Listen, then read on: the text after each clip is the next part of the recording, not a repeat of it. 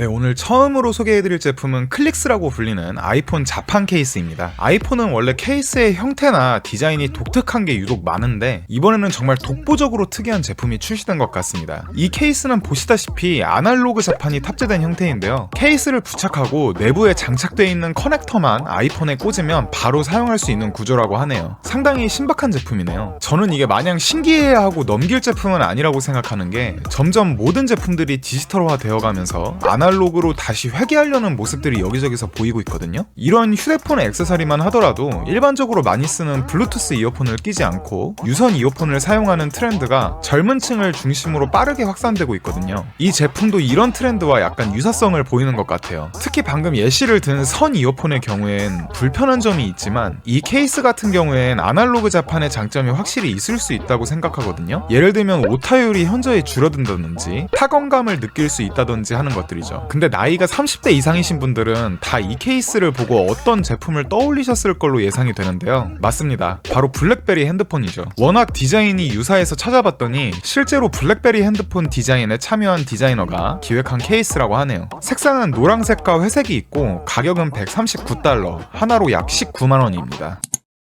네, 이번에 소개해드릴 제품은 일본의 스타트업인 기라프냅에서 개발한 서서 자는 수면 캡슐입니다. 요즘 낮잠이 업무의 효율성을 높여준다는 이론들이 대중적으로 알려지게 되면서 낮잠과 관련된 다양한 제품들과 스타트업들이 우후죽순 만들어지고 있는데요. 이 기라프냅이라고 하는 회사는 다른 업체들과는 조금 다른 수면 캡슐을 만들어냈습니다. 왜 이런 특이한 모양이 된 건지 살펴보니까 낮잠을 깊게 자게 되면 렘 수면 상태에 빠지게 되는데 서서 자게 되면 렘 수면 상태에 빠지지 않고 딱 기분 좋게 깨어날 수 있어서 업무 능력을 향상시킨다고 하더라고요. 또 이런 형태라면 아무래도 공간 효율적이니까 오피스에 한두 개 설치해도 큰 부담 없을 것 같습니다. 내부에는 버튼이 있어서 높낮이 등을 조절할 수 있고 방음 장치와 공기 정화 장치도 달려있다고 하네요. 오랜만에 굉장히 독특하면서도 실용적인 컨셉의 제품이 나온 것 같다라는 생각이 들긴 하는데 일반적인 사람들은 낮잠을 점심에 자잖아요. 그래서 점심시간처럼 사용시간이 겹칠 때는 정작 사용하기 어렵고 그렇지 않은 시간대에는 수요가 없는 계륵 같은 제품이 되지 않을까? 조금 걱정되긴 하네요. 제품 컨셉 자체는 훌륭한 것 같습니다.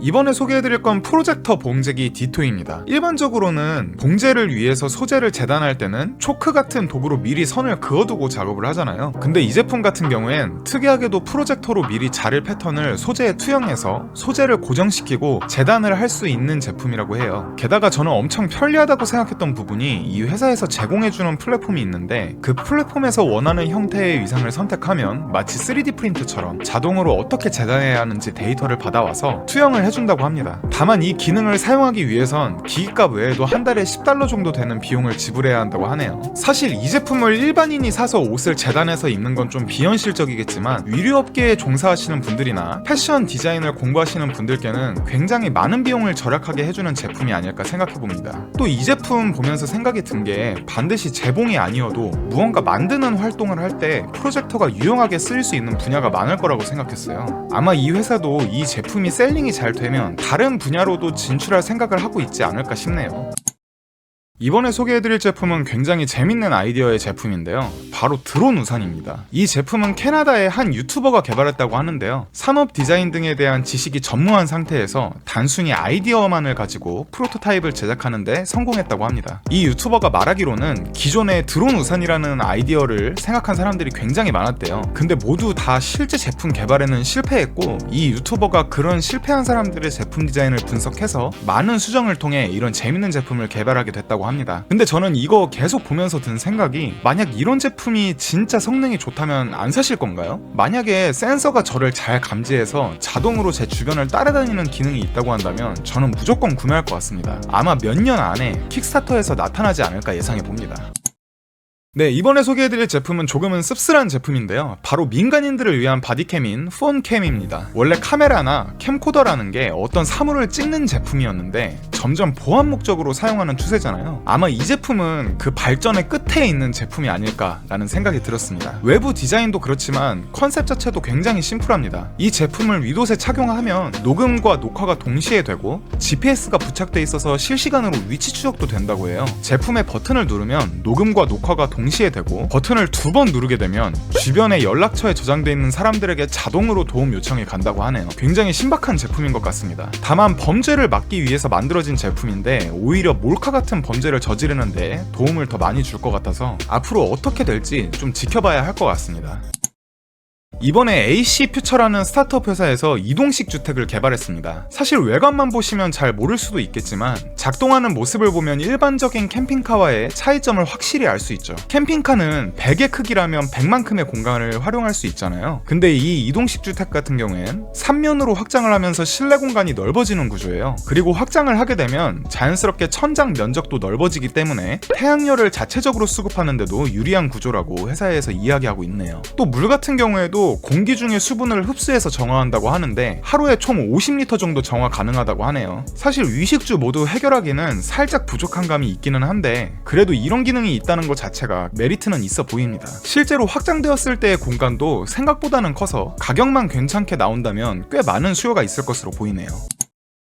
이 제품은 오늘 소개해드린 제품 중 가장 특이한 제품일 것 같은데요. 타지마라는 업체에서 개발한 작업복 냉각 쿨러입니다. 여름에 창고 같은 데에서 작업복을 입고 일을 하면 땀이 굉장히 많이 나잖아요. 근데 또 창고는 환기도 잘 안 되다 보니까 굉장히 더운 경우가 많을 것 같아요. 아마 이 제품도 그런 문제의식에서 개발이 된 것 같은데요. 제품 자체의 설계나 사용법은 굉장히 단순합니다. 허리에 기기가 부착된 벨트를 매고 작업복을 입은 후에 모터를 켜게 되면 모터가 외부의 공기를 내부로 전달해주면서 작업복 내에 그 뜨거운 열기가 환기가 되는 컨셉의 제품인 것 같아요. 이건 진짜 아이디어 제품이라고 할 수 있겠네요. 진짜 실용적이고 좋은 컨셉의 제품 같은데 주변 사람들 시선을 의식하지 않는 상남자 형님들만 쓰실 수 있는 제품인 것 같아요. 이게 공기가 들어가면 옷이 빵빵해지면서 굉장히 웃긴 모습으로 부풀어 오르거든요. 시원하긴 할 것 같은데 웬만한 용기로는 도전해보지는 못할 것 같습니다. 가격은 $150, 하나로 약 20만원입니다.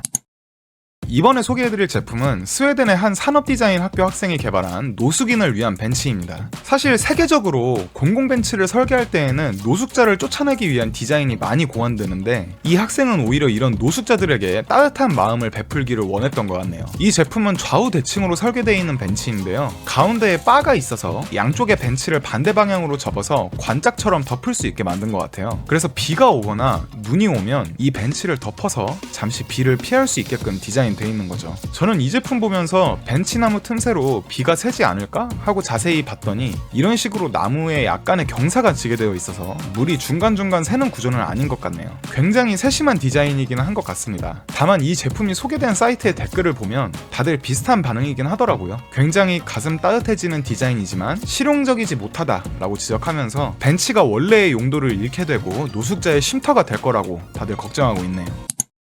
네, 이번에 소개해드릴 제품은 모듈 분리형 마우스입니다. 사실 왜 이런 제품이 생겨났는가를 생각해보면 두 가지 정도가 있을 것 같아요. 첫 번째는 마우스의 친구인 키보드가 점점 탱키가 분리된 형태로 출시되는 게 트렌드가 되어가고 있거든요. 그래서 마우스도 이런 영향을 조금 받은 것이 아닐까 생각해보고요. 두 번째로는 사람들의 커스터마이징에 대한 욕구 같아요. 이것도 키보드랑 조금 관련이 있는데 키보드 같은 경우에도 키캡을 자신이 원하는 대로 커스터마이징해서 새로 만들어서 붙이는 게 굉장히 유행하잖아요. 이런 트렌드가 마우스에 에도 영향을 미쳐서 마우스 각각의 부분을 모듈화해서 분리할 수 있게끔 한 다음에 커스터마이징 할 수 있게 변경한 것이 아닐까 생각해봅니다. 실제로 제품 디자인 보면 굉장히 감각적이고 어떤 인테리어랑도 잘 붙는 것 같아서 데스크 셋업에도 큰 도움을 주는 제품이라고 생각이 듭니다. 이번 제품은 어떻게 이름을 붙여줘야 할지 몰라서 다용도 병이라고 일단 그냥 한번 붙여봤습니다. 이 제품은 산업 디자인 컨설팅 회사인 A2에서 디자인한 제품인데요. 일단 다른 건 모르겠고 제품들이 굉장히 귀여워요. 또 비슷한 크기의 병에 뚜껑만 다른 형태로 달려있다 보니까 굉장히 디자인적으로도 통일적인 느낌이 들고 정갈한 느낌입니다. 사실 저희 주변에서 병으로 된 형태의 제품들이 굉장히 많이 필요하거든요. 근데 똑같은 병들이지만 뚜껑이 어떻게 생겼냐에 따라 용도가 완전히 바뀌어버려요. 그래서 이런 부분에서 착안을 해가지고 이렇게 같은 병에 뚜껑만 다른 것을 써서 유사한 디자인의 제품 시리즈를 만들게 된 것 같습니다. 특히 이 제품 같은 경우엔 소금과 후추가 같이 나올 수 있게 디자인한 것 같은데 굉장히 구미가 땡기네요. 상당히 실용적일 것 같다라는 생각이 듭니다. 자, 형님들 오늘 준비한 내용은 여기까지입니다. 시청해주셔서 감사합니다.